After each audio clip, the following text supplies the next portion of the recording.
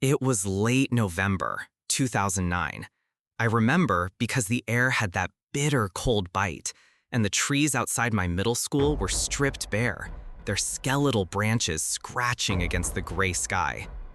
I stayed late that day for art club. By the time I left, the parking lot was nearly empty, just a few scattered cars, and the yellow school buses already gone. My mom usually picked me up, but that afternoon, she texted me, "Running late, wait by the front doors." I remember staring down at my little flip phone, annoyed, because back then, 10 extra minutes felt like an eternity. I zipped up my backpack, shoved my sketch pad under my arm, and walked outside. The school front steps were slick with dead leaves. The wind cut through my hoodie like it wasn't even there. I paced, rubbing my hands together for warmth, scanning the road for Mom's silver Honda. That's when I noticed it, the van. It was parked across the street, just beyond the school's property line. Old, white, the kind of model that always looks a little creepy, even if it isn't. Rust crawled along the bottom panels, and the windows were tinted almost black. The engine wasn't running, but I could see exhaust curling from the tailpipe. Someone was inside. At first, I thought nothing of it. Parents parked all the time waiting for their kids. But something about this one, it wasn't like the others. It wasn't in the pickup line. It was angled just slightly toward the front doors, like whoever was inside wanted the best possible view of me. I turned back toward the school entrance, pretending not to notice. My heart rate picked up anyway. Minutes passed. The van didn't move. Then, I heard the click. The sound of a door handle being pulled, soft, distant, but unmistakable. My head snapped toward it. The van's sliding door had opened a few inches. I could see nothing inside, except darkness. And then, slowly, a hand emerged. Pale fingers, clutching the edge of the door. The hand didn't move, just gripped the metal, knuckles white, holding it open in silence. I froze. Part of me wanted to bolt back inside, but some stupid voice in my head whispered, "What if it's just a parent? What if you're overreacting?" I hated getting in trouble, hated being dramatic. But then, from the shadowy interior, a face leaned out. A man. Late 30s maybe. Scruffy beard, baseball cap pulled low. He smiled, but it wasn't friendly. It was too wide, teeth bared in a way that felt hungry. "Hey there," he called softly. His voice carried easily across the empty street. "Need a ride home?" Every instinct I had screamed, "Run!" I backed up toward the school doors, fumbling for the handle. "No, thanks," I muttered, trying to sound casual, but my voice cracked halfway through. The man's grin twitched wider. "Your mom sent me. She couldn't make it." I froze, with my hand on the door. Because how did he know about my mom? She was late. She did say she couldn't make it. I had told no one. I yanked the door open and darted inside the school lobby. The heavy thud echoed down the empty hallways. My sneakers squeaked against the linoleum as I sprinted to the nearest office, the art room slamming the door behind me.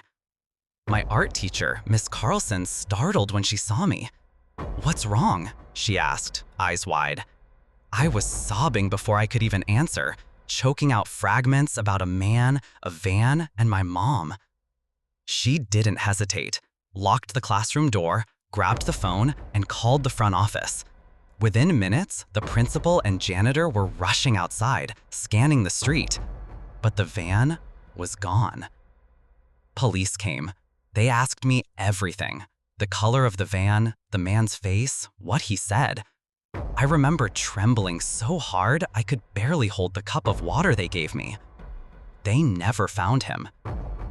Turns out, there had been 2 other reports of a similar van circling neighborhoods near our school in the weeks prior. No license plate matches, no arrests. I started walking home with friends after that. Mom never let me wait alone again. But even now, 15 years later, when I drive past that old middle school, I still half expect to see it parked there. Engine idling, door cracked open. Waiting.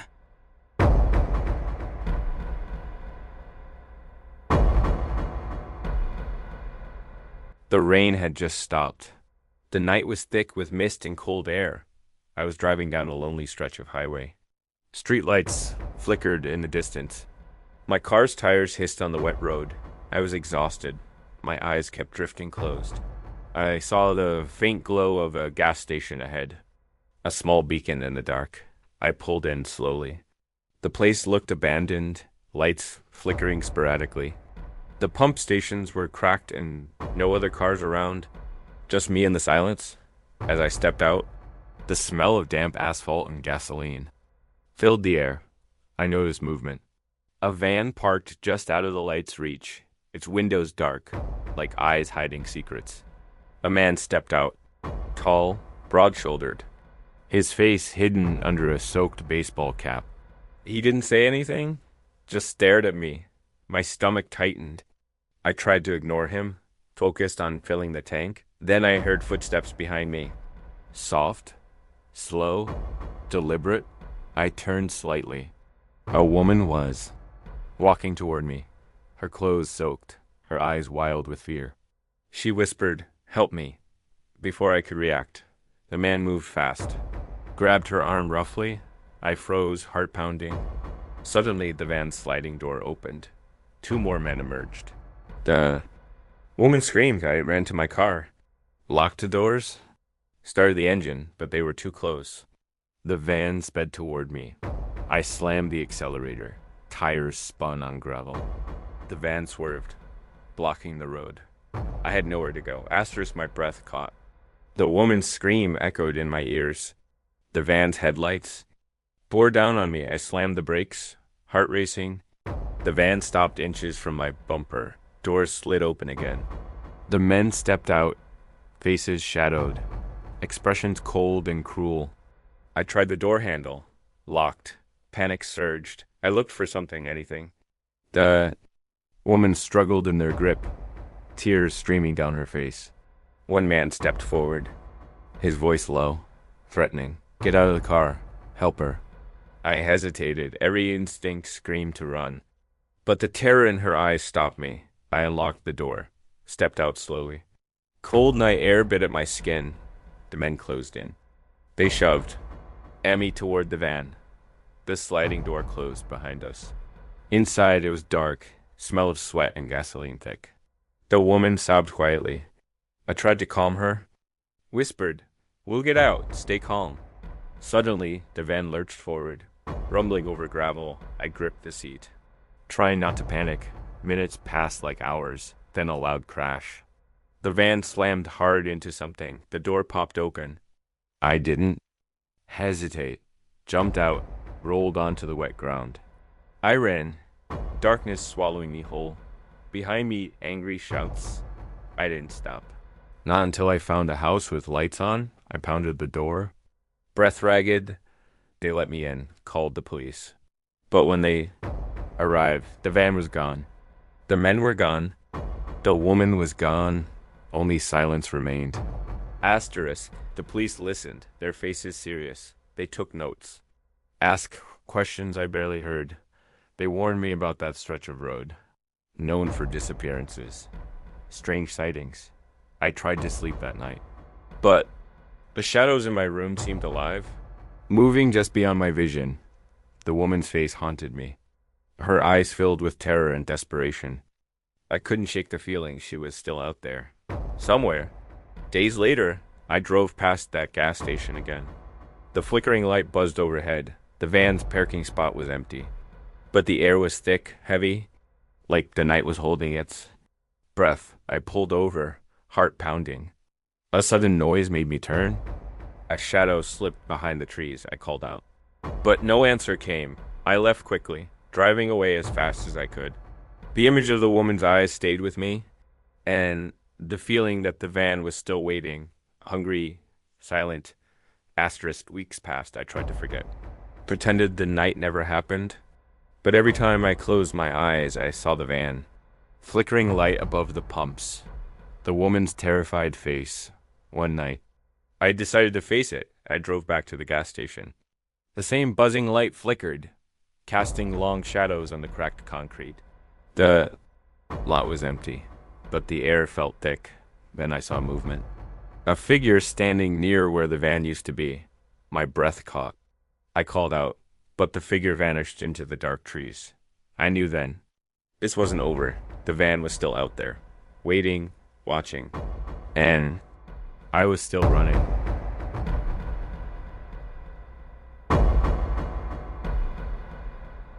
I was driving late through the countryside. The moon was hidden behind thick clouds. The road was slick with recent rain. My headlights cut through the darkness. I saw a small rest stop ahead. Dim lights flickered above the pumps. No other cars around. Just silence. I pulled in. The cold night air smelled like wet leaves and gasoline. I stepped out. My boots echoed on the cracked concrete. Suddenly, I heard a soft shuffle behind me. I turned. A man was standing there. Tall, wearing a dark jacket, his face half hidden in shadow. He didn't say a word, just stared. I felt a chill run down my spine. I hurried to the pump. Then I heard it again, footsteps. Closer this time, I looked back. Another figure was emerging from the shadows. A woman, her eyes wide, frantic. She reached out, grabbing my arm, whispered, "Help me," before I could respond. A third figure appeared. Blocking the exit, I was trapped. The man grabbed my shoulder, his grip cold and unyielding. The woman pulled, and me toward a van parked nearby. The sliding door opened silently. Inside it was dark, smelled damp fabric and oil. I struggled, but they were too strong. Suddenly, headlights appeared in the distance. The men panicked, released me. I ran toward the lights. A passing car slowed. The driver asked if I was okay. I nodded. Breathless, we called the police, but when they arrived, the van was gone. No sign of the kidnappers, just a cold night. And the memory of those eyes, watching me from the darkness. Asterisk, the police arrived quickly. They searched the area. Their flashlights, cutting through the night. But there was nothing. No footprints, no tire tracks. No sign of the van or the kidnappers. I gave my statement, my hands trembling. They warned me about that road. Said it was known for strange disappearances. I couldn't sleep that night. Every noise made me jump. Every shadow felt alive. Days passed. But the fear stayed with me. I kept thinking about the woman, her terrified eyes, her desperate plea for help. One evening, I drove past the rest stop again. The flickering light was still there, buzzing like a heartbeat. I stopped. The parking lot was empty. Then a figure moved behind the trees. I called out. But no answer came. I left quickly, heart pounding. The memory of that night stayed with me. The van, the kidnappers, the flickering light, and the feeling that I wasn't safe. Asterisk nights grew harder. Sleep became a stranger. The memory of the van haunted me. The flickering light casting eerie shadows. I kept replaying the moment the woman grabbed my arm, her whisper echoing in my mind. I tried to convince myself it was just fear, that I was safe now. But something deep inside told me otherwise.